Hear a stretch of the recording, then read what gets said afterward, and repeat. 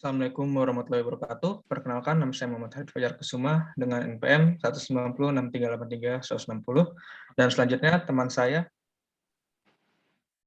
Halo, selamat siang. Melakukan juga nama saya Hatta Harim Siregar dengan NPM 1906383122. Boleh lanjut, aku. Ya, selamat siang semuanya. Perkenalkan, nama saya Hairan Akmal Satyendra dengan NPM 1906383-192. Oke, dan yang saya terakhir yaitu nama saya Tegar dengan NPM 1906383141. Oke, boleh dilanjut, Harit. Selanjutnya, di sini kita akan membahas tentang jurnal yang berjudul Biofunctional Approaches of Wool-Based Keratin for Tissue Engineering. Nah, ini adalah outline yang akan kita bahas. Nanti ada introduction, methods, pertimbangan dalam merancang scaffold, keratin, arsitektur perancang keratin, kesimpulan, dan ada daftar pusaka. Nah, pertama kita akan masuk pembahasan pertama kita, yaitu keratin dalam rekayasa jaringan. Selanjutnya, dalam introduction-nya ada rekayasa jaringan itu adalah bertujuan untuk memulihkan atau memperbaiki jaringan yang rusak dengan menggabungkan biomaterial scaffold dengan kombinasi sel yang sesuai dengan faktor pensinyalan pertumbuhan. Selanjutnya ada biofungsionalisasi, adalah modifikasi lebih lanjut dari biomaterial tersebut untuk memberikan stimulus biologis, baik permanen maupun sementara pada saat yang sama kompatibel secara biologis. Selanjutnya, ada keratin dalam rekayasa jaringan. Keratin wall dengan rambut manusia memiliki sifat yang mirip dan telah diterapkan secara intensif dalam rekayasa dan regenerasi jaringan, termasuk regenerasi saraf perifer, penyembuhan luka, dan sebagai agen hemostatik. Selanjutnya juga ada kemampuan keratin rambut untuk merakit sendiri atau self-assembly dan berpolimerisasi, memungkinkan pembuatan berbagai bentuk seperti film, spons, hidrogel yang dapat mengarah pada aplikasi yang lebih luas dalam regenerasi jaringan. Selanjutnya, ada sifat mekanik keratin, yaitu ada kehadiran ikatan disfluida intra dan intramolekuler, hidrofobik, hidrogen, dan ionik, membuat tensile properties yang sangat baik pada keratin, toughness, tidak larut dan tahan, lisis enzimatik, dan stabilitas tinggi, serta titik leleh yang tinggi juga, lebih dari 215 derajat Celcius. Selain itu, struktur asli keratin wall alpha helix bisa dapat berubah menjadi irreversible beta berlipat yang saat tensil stress. Selanjutnya, kelembaban, orientasi, keselarasan, dan fraksi volume filamen juga mempengaruhi sifat mekanis keratin. Keratin scaffold memiliki mekanik yang cukup seperti kekuatan tarik yang sedang, elastisitas, dan kekuatan perekat yang tinggi. Modulus keratin wall juga lumayan besar, yaitu 2,5 gigapascal saat terhidrasi, mirip dengan plastik yang keras, dan mempertahankan sifat mekaniknya dalam keadaan kering karena adanya ikatan silang dari protein matriks yang menahan mereka dalam keadaan dehidrasi. Selanjutnya, ada sifat biologis keratin, yaitu ada contoh pertama itu motif peningkatan seluler dapat meningkatkan pelekatan pada sel keratin, yaitu ada asam agrinin glisilin asparat atau RGD singkatannya, menyediakan tempat pengikatan untuk protein seperti fibronektin, yaitu ada selanjutnya ada leucin asparat valin LDV dan integrin azolat glutamat serin IDS yang fungsinya mendukung adesi seluler. Selanjutnya ada leucin aspartate-serin atau LDS. Nah, ikatan lain itu juga meniru ECM jaringan yang mengikat reseptor integrin permukaan sel dari berbagai sel lainnya. Selanjutnya, masih sifat biologis keratin, yaitu keratin dapat mempertahankan molekul aktif yang merangsang perilaku sel dengan memberikan karakteristik mitogenik dan kemotaktik yang menguntungkan. Yaitu contohnya keratin mengandung faktor pertumbuhan seperti bond morfogenik, protein 4 atau BMP, transforming growth factor beta atau TGF-beta, dan sitokin yang penting untuk regenerasi jaringan. Selanjutnya juga ada keratin dianggap sebagai protein utama dalam sel epidermis keratosit yang penting dalam migrasi seluler berdampak positif pada luka. Dan yang terakhir, keratin juga memperbaiki dengan cepat migrasi keratinosit yang membantu dalam reepitelisasi dan upregulating kolagen tipe 4 dan 7 yang berperan penting dalam penyembuhan luka. Selanjutnya akan dilanjutkan oleh teman saya. Metodenya. Metode yang diambil penelitian ini adalah kualitatif, yaitu karena peneliti melakukan review berbagai jurnal tentang sifat utama keratin, porositas, dan ukuran pori, tingkat pembengkakan, tingkat degradasi, keterbahasan, dan sifat mekanik untuk aktivitas biofungsionalnya, dan biomaterial berbasis keratin untuk aplikasi biomedis, yang di mana hasil observasi dan review tersebut dituangkan dalam jurnal ini. Selanjutnya, ada materi yang akan dilanjutkan oleh teman saya. Oke, terima kasih Saudara Harith sudah jelasin tentang poin pertama dari penjelasan kita. Selanjutnya kita bakal membahas mengenai poin kedua, yaitu pertimbangan dalam merancang perancang keratin. Oke, kita langsung masuk aja ke pembahasannya.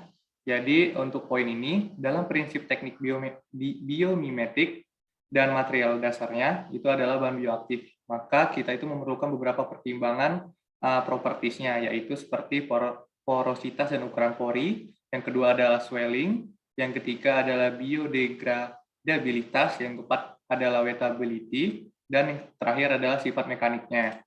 Nah, untuk yang poin pertama, porositas dan ukuran pori itu suatu scaffold atau perancah, itu adalah kriteria kunci yang dapat membantu dalam transportasi nutrisi dan gas, sinyal sel, dan proliferasi sel dalam perancah atau scaffold tersebut.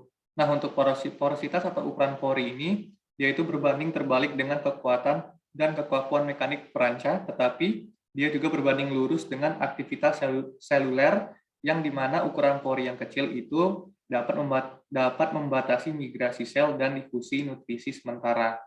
Dan sementara ukuran pori yang besar itu mengurangi luas permukaannya, yang pada gilirannya itu mencegah adhesi pada sel tersebut. Nah, untuk persyaratannya itu biasanya atau pada umumnya itu berdiameter lebih dari 100 meter.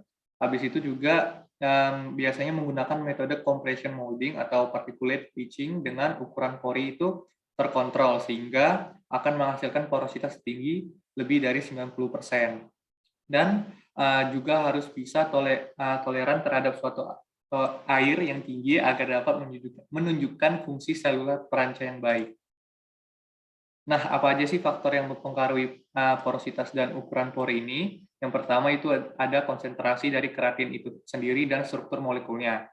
Jadi, adanya ikatan silang disulfida dan modifikasi residu sistein juga berkolerasi dengan porositas dan ukuran pori. Yang kedua, itu ada suhu gelasi, yang dimana keratin yang teroksidasi ikatan silang fisik yang diinkubasi pada 37 sampai 50 derajat, itu ditemukan memiliki pori-pori mulai dari 2 meter hingga 20 meter, yang masing-masing di mana hidrogelnya itu terbentuk pada suhu yang lebih tinggi, lebih padat, dan lebih tebal. Dan untuk sumber materialnya, ini ada salah satu contohnya, yaitu adalah keratin yang berasal dari wol, itu memiliki porositas dan ukuran pori yang jauh lebih rendah dibandingkan dengan keratin yang diekstraksi dari bulu ataupun rambut. Dan untuk jenis selnya, ini terdapat beberapa jenis sel yang mempengaruhi ukurannya. Jadi untuk yang jenis sel oseointegrasi itu ukurannya 100 sampai 1000 meter. Untuk yang pertumbuhan ke dalam fibrolas itu hanya 100 meter. Untuk regenerasi sel kulit mamalia dewasa itu biasanya 37 meter. Untuk gigi sel punca pulpa itu 163,5, dan untuk pertumbuhan ke dalam odontoblas itu 20 sampai 160 meter. Nah, habis itu kita bakalan bahas mengenai berbagai jenis porositas dan ukuran pori. Jadi pada keratin yang berbasis wol itu menunjukkan ukuran pori berkisar antara 25 hingga 163 meter, dan porositasnya itu mencapai 82,8%, dan juga keratin ini mendukung infiltrasi seluler. Dan untuk yang spons keratin wol itu menunjukkan porositas yang saling berhubungan hingga 93%, dengan ukuran pori-pori itu rata-rata 190 hingga 560. Untuk yang scaffold keratin ini dengan porositas 49%, itu diresapi dengan fotosentimeter yang dimana hal ini memfasilitasi pertumbuhan sel kulit mamalia dewasa. Habis itu juga poin keempat, ada campuran kreatin dan kitosan, yang dimana hal ini menunjukkan struktur makropori dengan interkonektivitas yang sangat baik, dengan ukuran porinya itu yang berkisar antara 80 hingga 125 mikrometer, yang memfasilitasi regenerasi kulit. Habis itu poin kelima, ada untuk scarpol keratin atau hidrosiapatit, dia itu ada yang berpori 63%, yang dimana untuk ukuran segini itu menunjukkan penyembuhan tulang yang superior. Dan poin yang terakhir itu ada spons keratin yang berpori makro. Ini dibuat dengan pencucian garam yang membentuk ukuran pori-pori rata-rata sebesar 290 meter. Nah, habis itu untuk pengaruh atau faktor yang kedua itu ada swelling atau pembekakan dalam bahasa Indonesianya. Itu adalah kemampuan untuk menyerap dan menahan air dan perilaku pembekakan yang lebih tinggi lebih disukai untuk transportasi sel dan nutrisi. Nah, untuk faktor-faktor yang mempengaruhi tingkat swelling ini dan faktor yang mempengaruhi sifatnya, itu yang pertama ada pH airnya, habis itu juga ada suhu larutan, derajat disosiasi kompleks, interaksi ionik primer, dan penggunaan larutan tambahan seperti photosensitizer. Dan untuk sifatnya itu biasanya dipengaruhi oleh glukosa, urea, dan larutan fisiologis. Nah, apa aja sih pengaruh pH tadi? Jadi untuk pH yang 7-9 itu keratin, protein asam, dan dalam larutan buffer pH-nya tinggi ini yang pH-nya 7 dan 9 itu biasanya bermuatan negatif. Nah, hal ini menyebabkan molekul itu saling tolak-menolak dan memungkinkan lebih banyak penetrasi air ke dalam matriks sehingga menghasilkan laju pengembangan dan kemampuan penyerapan air yang lebih tinggi. Sedangkan untuk yang 4-7, keratinnya itu hampir tidak swelling karena molekul yang karena molekulnya itu terikat erat dan menghalangi kontaknya dengan air gitu. Habis itu untuk pengaruh penggunaan metode film keratin pada swelling. Nah, keratin wall menunjukkan kapasitas pembekakan yang lebih tinggi, yaitu 3000% daripada keratin yang bulu hanya sekitar 500%. Nah, hal ini terjadi karena adanya daya regangan helik dan hal ini juga serupa pada metode lain yang menggunakan hidrogel keratin yang dimana menghasilkan rasio pengembangan atau swelling dengan rata-rata sebesar 78,65%. Nah, dengan menggunakan salah satu metode yaitu cross-linking agent, itu dapat meningkatkan sifat fisik dan mekaniknya. Namun, untuk film keratin yang terikat silang secara kimia, dia tidak bisa menunjukkan swelling atau pengembangan dibandingkan dengan film yang tidak terikat silang. Gitu. Habis itu juga ada pengaruh penggunaan larutan tadi, yaitu adalah photosensitizer pada keratin wall. Jadi, dengan adanya tambahan larutan tadi, yaitu adalah photosensitizer ini, dalam keratin ini dapat mempengaruhi perilaku swellingnya dengan rasio swelling yang lebih rendah karena interaksi elektrostatik yang kuat antara keratin dan larutan photosensitizer ini. Nah, habis itu poin selanjutnya adalah pengaruh penambahan larutan lain nih selain photosensitizer tadi, yaitu ada polyvinyl alkohol atau PVA dan polyethylenimin atau PEI pada hidrogel keratin wall. Nah, jadi pengaruhnya itu dengan penambahan kedua larutan ini itu dapat menggambarkan tingkat pembekakan dan kemampuan pembekakan yang lebih tinggi karena struktur yang sangat berpori yang menunjukkan manfaat dibandingkan penggunaan agen yang toksik. Nah, habis itu untuk poin yang ketiga yaitu ada biodegradabilitas. Jadi apa sih biodegradasi ini? Biodegradasi itu merupakan suatu proses penguraian suatu senyawa kompleks menjadi suatu senyawa yang lebih sederhana seperti air dan karbon dioksida. Nah, proses penguraian tersebut ini memanfaatkan aktivitas mikroorganisme sehingga terjadi perubahan integritas molekuler. Nah, apa aja sih syaratnya untuk metode ini pada rekayasa jaringan? Jadi untuk pada scaffold itu harus mencapai tingkat degradasi yang terkontrol. Jadi dia itu nggak boleh terlalu lambat degradasinya dan karena kalau lambat itu dapat menimbulkan inflamasi atau peradangan. Dan juga kalau terlalu cepat bakalan bisa menyebabkan kegagalan mekanis. Jadi benar-benar harus dapat dikontrol dengan baik. Nah, penggunaan bahan polimer dalam pengaruhnya terhadap biodegradabilitas. Jadi salah satu faktor yang dapat menyebabkan cepat atau lamanya degradasi itu adalah bahan polimer. Nah, jadi bahan polimer ini biasanya itu sudah umumlah digunakan dalam rekayasa jaringan, baik dalam yang metode in vitro ataupun in vivo yang langsung kepada makhluk hidup. Nah, karena kemampuannya mereka untuk meminimalisir memburuknya interaksi perancah keratin dengan komponen biologis. Jadi bahan polimer ini bisa mencegah interaksi yang semakin buruk lah terhadap komponen biologis yang ada di tubuh manusia. Nah, sebaiknya laju degradasi polimer ini dari waktu ke waktu harus berbanding terbalik dengan penyembuhan jaringan. Nah, produk terdegradasi dari biopolimer ini harus tidak beracun dan dapat dihilangkan dari tubuh, serta biasanya hidrogel berbasis polimer dapat terdegradasi secara enzimatis dan terdegradasi secara hidrolitik.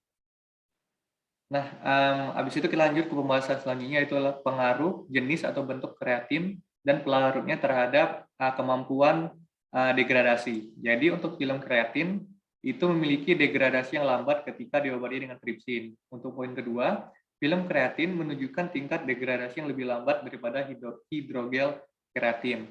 Yang ketiga, kreatin yang terkonsentrasi rendah itu ditemukan lebih rentan terhadap hidrolisis karena adanya ikatan disulfida yang tinggi. Dan untuk poin keempat, stabilitas termal yang lebih tinggi itu biasanya diperoleh dalam film kreatin, yang dimana film kreatin ini harus dibentuk dengan ada tambahan asam format daripada film kreatin yang dihasilkan dari air saja, karena adanya kandungan zat yang lebih tinggi. Tetapi film kreatin yang dihasilkan dari asam format ini biasanya itu bisa terdegradasi dalam beberapa minggu. Dan untuk poin yang keempat, degradasi dari serat sutra dan komposit keratin yang dicampur dalam asam format itu akan memiliki degradasi yang lebih cepat daripada yang terbentuk dari air yang ada dalam larutan tripsin. Jadi asam format itu benar-benar sangat berpengaruh terhadap kemampuan degradasi dari suatu scaffold. Nah, habis itu isinya ada wettability yang bakal dijelasin oleh teman saya, yaitu Atala. Silakan, Atala. Oke, selanjutnya kita bakalan membahas tentang wettability atau keterbasahan. Boleh next.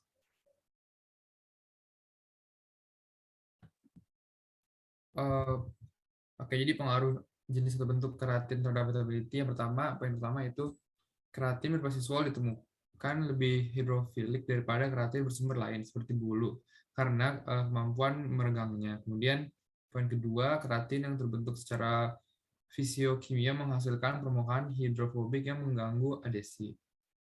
Poin ketiga, serat keratin yang digabungkan dengan PCl untuk meningkatkan stabilitas biomekanik menunjukkan komposit keratin elektrospun menghasilkan peningkatan hidrofilisitas yang meningkatkan kepatuhan dan proliferasi sel punca mesenkim manusia. Next. Kemudian kita akan bahas sifat mekaniknya. Jadi sifat mekanik biomaterial merupakan pertimbangan penting dalam desain perancah atau scaffold, dan penelitian telah menyoroti perlunya kekakuan, kompresi, dan tegangan tarik untuk menjadi spesifik lokasi secara anatomis. Kemudian, apa sih pengaruh jenis atau bentuk keratin terhadap sifat mekaniknya? Jadi yang pertama, film keratin berpori yang dibuat menggunakan teknik pencucian garam menunjukkan kekuatan tarik, elongasi, dan modulus yang baik. Masing-masing bernilai 0,103 MPa, 1,480% dan 4,420 MPa. Kemudian film keratin juga menunjukkan pembengkakan reversibel dalam air pada pH netral dan di bawah kompresi berulang menunjukkan ketahanan yang luar biasa. Poin ketiga, film keratin yang dibentuk oleh kompresi mekanis ditemukan secara mekanis lebih kaku daripada hidrogel keratin dengan modulus yang masing-masing bernilai 0,582 MPa dan 0,041 MPa, karena struktur keratin mengalami transisi dari helix ke sheet yang irreversible ketika mengalami kompresi mekanis. Poin terakhir, hidrogel keratin memiliki kekuatan mekanik 7 kali lipat lebih tinggi daripada kolagen karena hidrogel dibentuk oleh agregasi protein diikuti dengan ikatan silang, sehingga memberikan struktur berpori.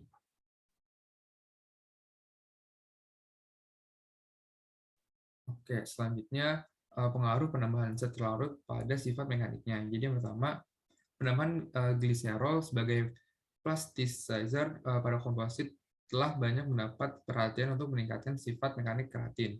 Kemudian poin kedua, dalam gel keratin yang mengandung gliserol diperoleh modulus elastisitas yang rendah dalam kisaran 9,7 sampai 15,6 kPa. Kemudian, namun gel keratin tanpa gliserol yang terbentuk pada PBS menunjukkan modulus elastisitas yang lebih tinggi, yaitu bernilai 41,6 kPa. Nah, hal ini menunjukkan bahwa keberadaan zat terlarut dalam menyusun gel dapat mengakibatkan terjadinya pergeseran lokasi atau kisaran asam amino yang berpotensi untuk terlibat dalam ikatan silang, sehingga mengurangi kekuatan material. Oke, nah selanjutnya ini poin-poin dari quants-nya. Yang pertama, untuk membuat perancah atau scaffold yang kuat secara mekanis, penambahan selulosa dan kitosan dalam keratin secara signifikan meningkatkan kekuatan tarik komposit, kekuatan mekanik, dan biokompatibilitasnya. Kemudian yang kedua, komposit berserat keratin atau selulosa ketika digabungkan dengan partikel hidrogel dan teknik electrospinning bersamaan dengan meningkatkan modul elastisitasnya yang sekitar 31%, kekuatan tarik sekitar 35%, dan keuletan 23%. Nah, kemudian komposit keratin dan sutra yang dicampur dalam asam format dan air dan menyimpulkan bahwa film komposit yang dibuat dalam asam format memiliki kekuatan tarik yang lebih tinggi daripada yang terbentuk dalam air. Yang poin keempat, hidrogel yang terbuat dari keratin wol ditemukan lebih lemah, tetapi lebih fleksibel dibandingkan dengan keratin bulu karena perbedaan berat molekul dan konformasi protein. Kemudian yang terakhir, sehingga peningkatan kekuatan mekanik keratin dapat ditingkatkan dengan memasukkan zat yang sesuai dengan jumlah yang sesuai untuk fungsi superior dalam aplikasi yang diusulkan.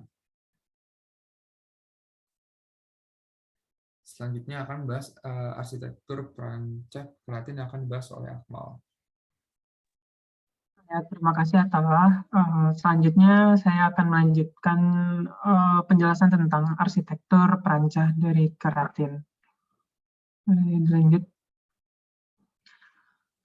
Ya, jadi keratin ini telah banyak digunakan untuk menjadi arsitektur perancah yang berbeda-beda untuk aplikasi rekayasa jaringan, seperti yang nanti akan kami jelaskan berikutnya. Dan keberadaan domain pengenalan sel pada keratin telah ditemukan untuk mempromosikan pelekatan berbagai jenis sel. Nah, terlepas dari hasil yang dijanjikan, keratin ini memiliki sifat mekanis yang kurang baik dan juga struktur yang rapuh. Nah, dengan pencampuran polimer sintetis dan juga yang alami, ditekankan sebagai motif untuk memperbaiki afinitas sel. Bisa dilanjut. Oke, yang pertama ini ada perancah dari keratin berbentuk film, di mana pengecoran pelarut adalah teknik langsung yang digunakan untuk membuat lapisan film. Dan menurut hasil penelitian, metode reduksi dengan dan tanpa SDS untuk membentuk film keratin menghasilkan lebih banyak pelekatan dan proliferasi fibroblast daripada kolagen. Nah, film keratin bifasik yang dibuat dalam SDS dan diplastisasi dengan gliserol juga menghasilkan lapisan transparansi yang tinggi dengan peningkatan sifat mekanik, thermal, dan biodegradable dibandingkan dengan film keratin yang rapi. Bisa dilanjut. Selanjutnya ada sel perancah dari keratin berbentuk serat. Di sini serat ditempatkan lapis demi lapis untuk merancang dan membangun geometri internal dan eksternal sebuah perancah untuk digunakan dalam model in vitro dan juga in vivo. Nah, dengan menggabungkan dua pendekatan elektrospinning keratin atau polyethylene atau oksida atau PEO atau juga selulosa bakteri dan elektrospray hidrogel copolymer tribolinonionic dan gom teragakan, hibrida serat dan hidrogel ini telah meningkatkan kekuatan mekanik, hidrofilisitas, dan juga meningkatkan aktivitas fibroblast yang menunjukkan potensi penggunaan untuk pembalut luka. Oke, selanjutnya. Nah, dalam upaya untuk meningkatkan penyembuhan jaringan lunak, para peneliti telah memodifikasi permukaan titanium dengan membuat serat keratin yang selanjutnya diperkaya dengan ion perak Ag+. Nah, penggabungan ion Ag ke dalam serat keratin itu mempromosikan proliferasi fibroblast. Selanjutnya. Ya, selanjutnya bentuk scaffold dari keratin itu adalah hidrogel, di mana hidrogel adalah jaringan polimer hidrofilik yang terikat silang baik melalui belitan fisik, yaitu hidrogel reversible, atau ikatan kovalen, yaitu itu hidrogel permanen. Sementara gel adalah bahan semi padat dari polimer hidrofilik yang terdiri dari sejumlah besar cairan dan sejumlah kecil padatan. Hidrogel membentuk struktur 3 dimensi dan bersifat hidrofilik karena adanya gugus fungsi hidrofilik seperti gugus amino, karboksil, amida, dan juga hidroksil. Nah, fungsi hidrogel adalah pengontrol interaksi sel-sel, imobilisasi sel, dan penyerapan protein di dalamnya dari struktur mikro. Ya, selanjutnya adalah hidrogel dari keratin itu baru dalam bentuk injeksi untuk respons pulpa telah dipelajari baik in vitro dan juga in vivo dan menunjukkan biokompatibilitas untuk terapi penyembuhan pulpa. Nah, hidrogel keratin dengan konsentrasi rendah yaitu setara dengan 0,1 mg per mililiter menghasilkan aktivitas seluler yang lebih tinggi secara signifikan oleh odontoblas yang diukur dengan ekspresi gen alkalin fosfatase dan dentin matriks protein 1 yang menunjukkan pengaruh positif keratin pada diferensiasi. Ya, bentuk dari sel scaffold keratin berikutnya adalah spons, di mana spons ini dapat diperoleh dengan liofilisasi, yaitu proses pengeringan beku. Nah, spons keratin stabil dibuat dari wol dengan pembekuan minus 20 derajat Celcius selama 3 hari.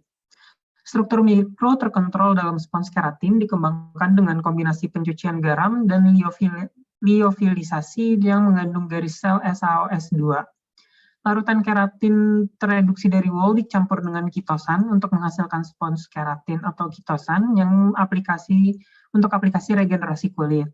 Di bidang rekayasa tulang, keratin dimodifikasi secara kimia dengan asam iodoasetat untuk menghasilkan spons karboksil yang meniru protein asam gamma karboksiglutamat dari matriks yang selanjutnya dicampur dengan kalsium fosfat.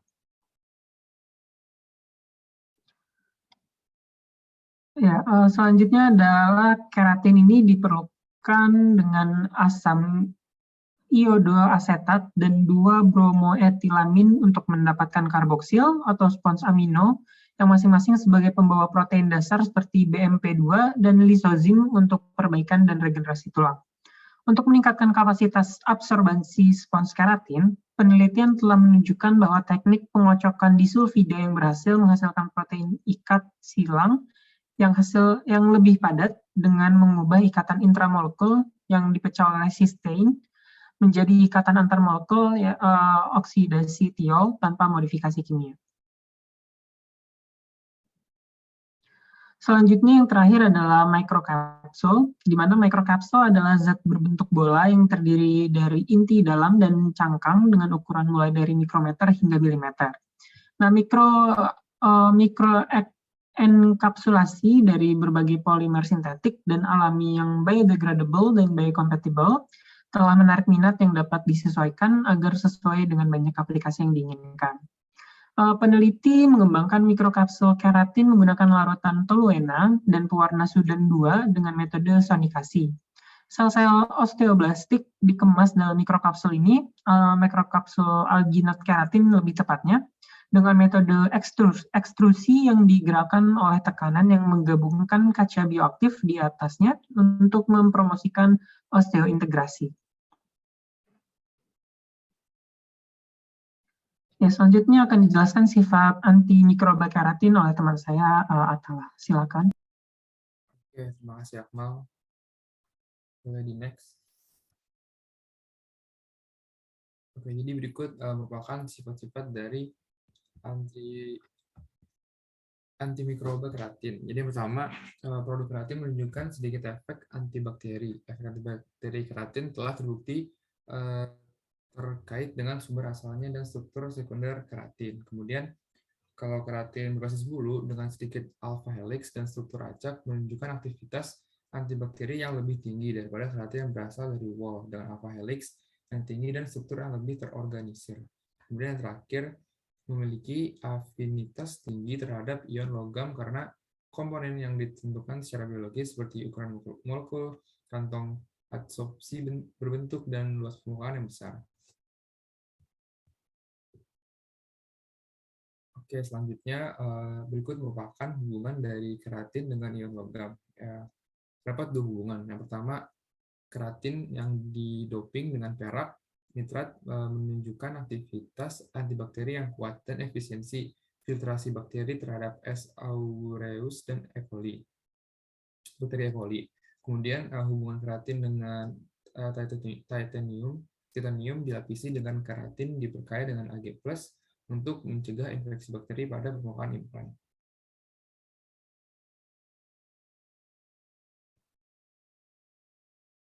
Oke, berikutnya akan dijelaskan kesimpulan dari presentasi hari ini oleh Harits.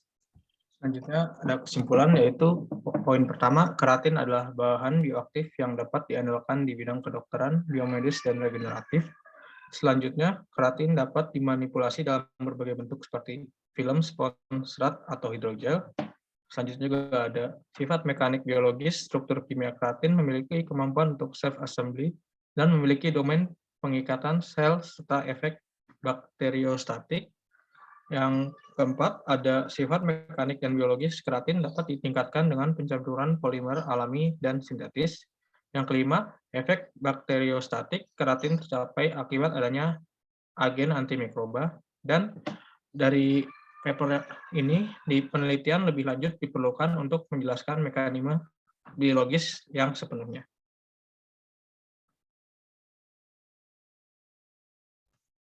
Nah, ini adalah daftar pusakanya, itu oleh Ranjit E. Hamlet, S. George, R. Samara, A. Wolf, R. 2021 tentang berjudul Biofunctional Approaches of Wool-Based Keratin for Tissue Engineering dari Journal of Science, Advanced Material and Device. Sekian dari kelompok kami. Lebih kurangnya mohon maaf. Wassalamualaikum warahmatullahi wabarakatuh.